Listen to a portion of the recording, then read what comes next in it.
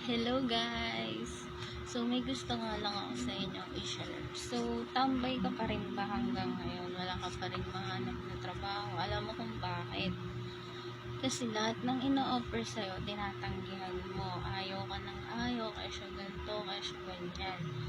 So, paano ka makakapag-ipon yan kung umaasa ka pa rin hanggang ngayon sa magulang mo? So, mayroon nga pala akong solusyon dyan. So, bale, eto nga pala.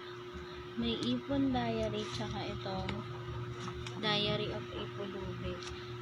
Baka makatulong sa'yo, kaya basahin mo to para malibang ka din. At maisipan mo rin maghanap ng trabaho. So, ayun na nga. Tapos, ang hilig mo pang mag-yosi. Yosi ka ng yosi. So, hindi mo ba alam?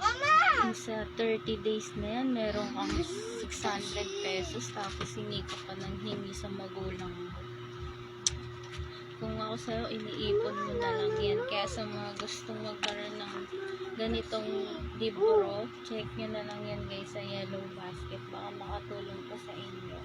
Kaya, check out na guys.